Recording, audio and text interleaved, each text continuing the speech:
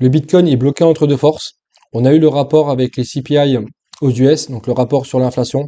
Donc on va regarder quels sont les scénarios possibles à court et moyen terme sur le Bitcoin suite à ces informations. Ensuite, on va regarder un actif majeur qui a eu une forte hype les dernières années, qui est le render, et on regardera quelles sont les perspectives en 2026.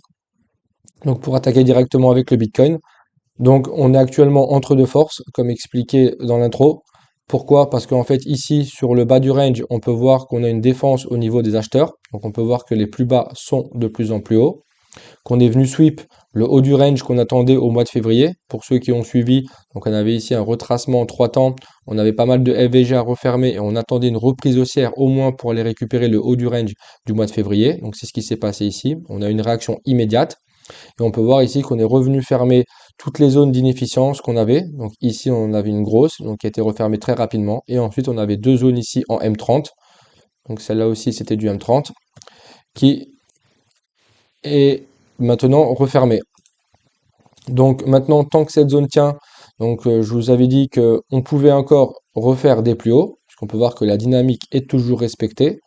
Donc on peut voir qu'ici, les acheteurs sont venus refermer cette zone-là et on a une intervention forte au niveau des acheteurs. Ici, on avait une zone d'inefficience bearish H4, zone de FVG H4. Donc cette zone est un palier vendeur. On peut voir qu'on l'a fracturé et refermé totalement. Maintenant, ce qui va se poser comme question, ça va être est-ce qu'on va avoir une reprise haussière ou une reprise baissière? Pour l'instant, tant que cette dynamique haussière est respectée et que les acheteurs poussent le prix, donc si on viendrait par exemple récupérer déjà ce high, je pense que le prochain target sera le high des 74 000. Donc on pourra peut-être aller chercher cette zone-là prochainement, car faut pas oublier qu'on attend toujours la réintégration du breaker weekly. Ici on avait le breaker weekly et on est venu avec une mèche à quelques pips, mais on n'est pas venu réintégrer la structure. Donc moi ce que j'attends, c'est comme expliqué dans les dernières vidéos, ce que je vous avais expliqué durant tout le mois de février, c'est au minimum une réintégration dans cette zone pour pouvoir faire une continuation baissière, parce que la dynamique reste baissière. Par contre, on peut aller beaucoup plus haut que ça. On peut voir ici qu'on a une zone d'inefficience weekly. Donc il y a aussi la zone des 80 000 à 86 000, voire même plus haut. Rien ne nous oblige à se retourner ici, mais c'est une zone où minimum le prix doit retourner, étant donné qu'on a un breaker bearish weekly. Donc c'est ce qu'on attendait depuis le mois de février. Ici, on avait tenté de le récupérer, mais on ne l'a pas récupéré. On est seulement venu chercher le haut du range, mais comme on avait beaucoup de stop loss qui s'accumulaient sur cette zone, le marché en a profité ici pour encaisser, d'où le marche arrière. On a refermé toutes ces zones-là. Donc maintenant, si le dynamique baissière est maintenu, on peut aller chercher cette zone-là au minimum et pouvoir faire la réintégration attendue des 74 000. Par contre, si jamais ici, on n'arrive pas à s'affranchir de cette zone des 74 000, le risque, c'est que les birs reprennent la main et qu'on aille chercher les liquidités plus en dessous. Car si on revient chercher ce niveau et ce niveau, ça voudrait dire que la dynamique s'est retournée et donc le prochain target est la liquidité majeure des 60 000 dollars. Donc voilà, qu'est-ce qu'il faudra observer euh, suite à ça, suite aux annonces aussi concernant l'inflation. Donc si on regarde plus précisément les annonces, ben, on n'a pas eu d'alerte, hein. Ce qui était prévu s'est effectué. On avait 0,3% qui était prévu sur le mensuel de février. On a fait les 0,3. En annuel, donc en lycée, on était à 2,4. On peut voir qu'ici, on avait prévu 2,4. Donc c'était ce qu'il y avait aussi précédemment. Et par contre, pour le mois de février, les CPI Core, on était précédemment à 0,3 et là on avait prévu 0,2 et on a fait 0,2, soit une baisse minime de l'inflation. Le problème qui se pose, c'est qu'on a un mouvement décalé avec le pétrole, parce que ça concerne les données de février, sauf que les derniers jours, on a eu une forte accélération du pétrole.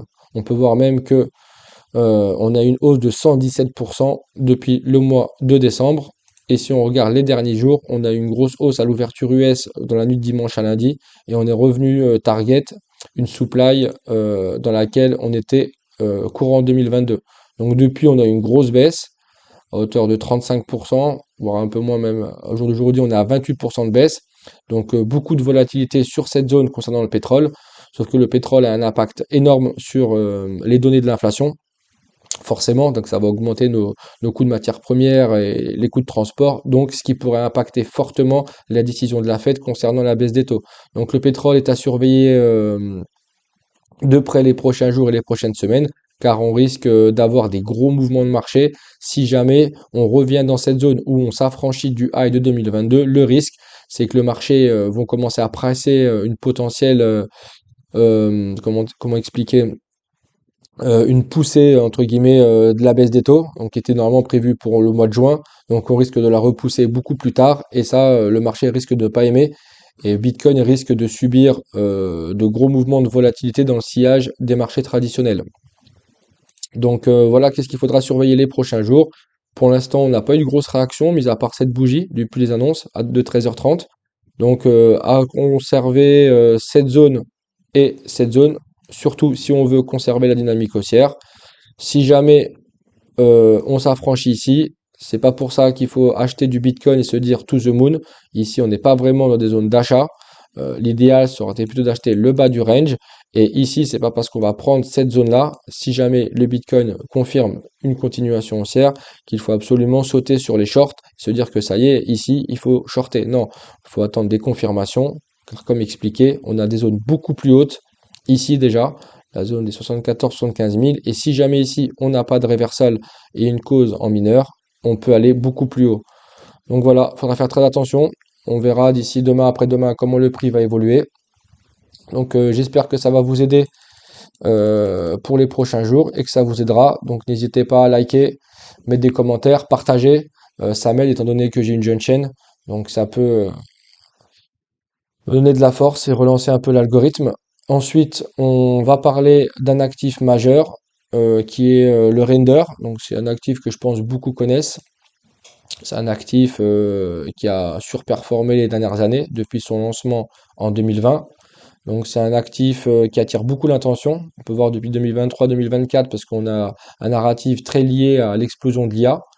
Donc l'IA aussi qui consomme énormément de GPU, la rareté des GPU, puisqu'on a aussi un narratif GPU sur cet actif, donc avec Nvidia qui domine le marché, et on a une infrastructure décentralisée avec le compute centralisé, donc c'est aussi un narratif qui est très fort en crypto. Donc il est actuellement classé top 77. Donc classé dans le top 100, c'est plutôt très bien. 765 millions de market cap. Et on a des volumes qui sont quand même importants, journaliers, qui sont autour des 100 millions de dollars. Donc, pour revenir maintenant sur la charte, donc là, je me suis mis en monthly. Donc, les actifs majeurs et les altcoins, il faut toujours les regarder en HTF, donc en high time frame, weekly, monthly minimum. Moi, j'aime bien commencer sur du monthly et ça nous permet d'avoir une bonne base et des vrais niveaux où la smart money va se positionner. Donc depuis son lancement en 2020, on peut voir qu'avec le high qu'on a effectué en 2024, on a une hausse de 37 000%, donc une très très grosse performance. Et depuis la prise du high de 2021, on a eu un fort rejet. On peut voir qu'on est rentré dans une dynamique baissière depuis la prise de ce high de 2024. Je pense qu'actuellement, on est sur une baisse de 91%. On est même sur une baisse de 95% si jamais on regarde la mèche de liquidité qui s'est effectuée durant le flash crash qu'on avait eu le vendredi 10 octobre. Donc ça, c'est une mèche qu'on risque d'aller revisiter et récupérer prochainement, parce que là, je vois qu'on n'a toujours pas récupéré. Il faut savoir que sur beaucoup d'actifs, on a récupéré ces mèches, sur d'autres non. Donc c'est des mèches qui contiennent beaucoup de liquidités, car après on a eu un mouvement comme ça haussier majeur, donc beaucoup de gens vont se positionner en buy et vont laisser leur SL ici.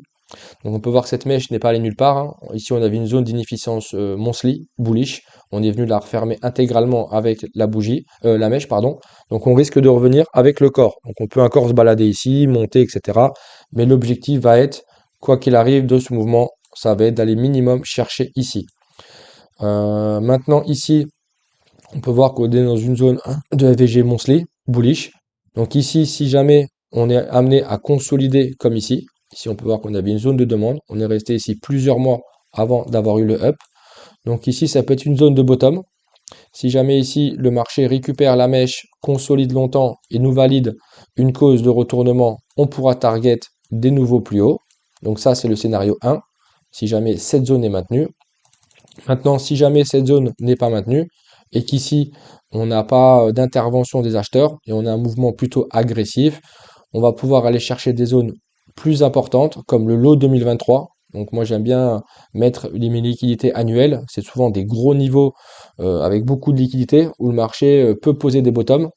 Et donc en général, si cette zone-là est amenée à ne pas être maintenue, on risque d'aller à la zone 2, voire prendre avec le lot 2023 et le lot 2022. Donc pour un investisseur, ça serait un scénario idéal. Si on prend un Fibonacci, hop, on va mettre 50%. On peut voir en algorithmique que on a touché les 50% durant le flash crash du mois d'octobre. Donc on peut voir ici au-dessus des 50%, on va appeler ça une zone premium, donc une zone chère, une zone vendeuse. Donc au-dessus d'ici, on priorise la vente. Et en dessous des 50%, on va prioriser les achats, étant donné qu'on est en zone discount. Si on prend le graphique complet, on est en dessous des 50%, donc ça peut être une zone potentielle pour pouvoir commencer à acheter. Ça ne veut pas dire qu'arrivé aux 50%, on met all-in sur le bag qu'on a sur le render, non, mais ça peut être une zone intéressante dans laquelle on peut commencer à acheter. Maintenant, si votre question c'est est-ce que ici c'est une erreur d'acheter? Non, ici c'est pas une erreur, surtout en spot, parce qu'on est dans un FVG monthly et que l'actif est haussier. On a bien un order flow haussier avec des bas, des plus hauts qui sont de plus en plus bas. Des hauts et des plus bas, pardon, qui sont de plus en plus hauts. Donc, si jamais cette zone est maintenue, rien ne nous empêche d'aller faire des plus hauts. Par contre, c'est pour ça que j'alerte sur ce deuxième scénario. On a une zone de rechargement qui se situe ici, la zone des 61,8, 78,6. Et on peut voir ici qu'on a pas mal de confluence. On a cette zone de FVG. Donc si jamais on referme celle-là et ça ne suffit pas et on a besoin de plus de force, on ira chercher la deuxième. C'est comme ça que ça se passe et c'est comme ça qu'on fait du DCA intelligent. On commence à bag ici, 50%. Et si on vient en zone de rechargement, pardon, on peut être beaucoup plus agressif, surtout si on a une phase de consolidation. Si jamais ici le prix traîne et vient ici, si ici on consolide avec des confirmations, on pourra avoir une continuation haussière. Si on regarde par exemple le dernier mouvement qu'on avait eu ici de 2021 à 2022, avant qu'on ait la continuation haussière, si on prend par exemple un Fibo, on était ici, si on prend le plus bas, on peut voir qu'on est venu en zone de rechargement. On est revenu faire une excursion en discount et on a fait une mèche qui est venue ici. On avait un petit AVG, on avait une petite zone d'inefficience monthly. Elle était vraiment petite, vraiment compactée. On est venu la refermer. On est venu dans la zone de rechargement des 61,8. Le marché a consolidé et on est parti. Donc voilà la stratégie. En tout cas, sans faire de conseil en investissement, c'est la stratégie que moi euh, je vais mener pour cet actif. C'est un actif pardon, qui m'intéresse beaucoup, dans lequel j'aimerais investir. Personnellement, j'en ai pas. Donc j'attends. Je pense pas en acheter ici. Honnêtement, je vais attendre minimum cette prise-là pour en acheter. Par contre, si jamais on passe sous le lot 2023 et on vient dans cette zone, c'est ici que je compte faire mon bag. Si jamais il reste là, il part sans moi, c'est pas grave. Il y a plein d'autres actifs. Il y a des concurrents aussi à cet actif qui sont aussi très intéressants. C'est pas pour ça que je vais FOMO et que je vais acheter cet actif n'importe comment, n'importe où. Donc voilà pour le render. Je ne sais pas vous ce que vous en pensez. Si jamais vous en avez en commentaire, dites-moi ce que vous en pensez. Est-ce que cette zone-là peut être ramenée à faire des plus hauts ou est-ce que vous pensez que le render va aller plus bas? Et aussi, si jamais des gens ont acheté le render ici, parce que je sais que dans la crypto, les gens font beaucoup les choses à l'envers. Ils vont vendre ici et acheter ici. Donc, c'est pas la chose idéale, surtout après une prise de liquidité majeure. Ici, on avait pris le high 2021. Mais si jamais des gens sont bloqués ici, ce qui peut arriver, c'est pas une fin en soi. Si vous avez du capital, attendez minimum cette zone-là et ces zones-là pour pouvoir DCA, ce qui va permettre de descendre votre prix unitaire de revient afin de profiter pleinement de la hausse. Parce que si jamais vous ne faites rien et vous attendez que ça monte pour encore en racheter, vous n'allez pas gagner beaucoup et en plus, vous n'aurez pas profité de tout ce mouvement baissier. Donc voilà pour le render.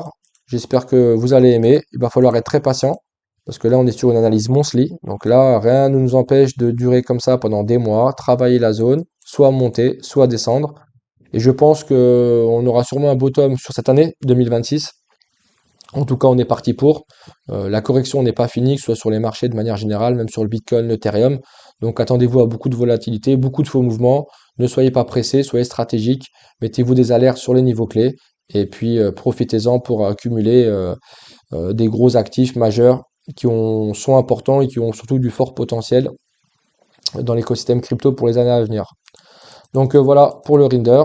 Et puis pour récapituler sur le Bitcoin, tant que cette zone tient, on est bullish. Tant que cette zone tient, on est bearish. Donc on va devoir avoir une résolution très rapidement. Si c'est pas aujourd'hui, ce sera sûrement demain ou vendredi.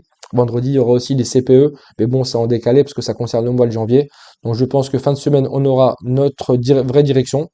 Par contre, il faut faire attention que si on a une reprise haussière, ça risque d'être simplement pour se retourner, même si on va beaucoup plus haut. Faut pas oublier que les 60 000, c'est une zone qu'on va devoir revisiter absolument les prochaines semaines ou les prochains mois. Donc voilà, likez, partagez cette vidéo. N'hésitez pas à me laisser des commentaires. Si jamais vous avez des actifs majeurs auxquels vous croyez, n'hésitez pas à me laisser en commentaire. Je pourrais faire une analyse dans les prochaines vidéos. Et puis à bientôt pour la suite.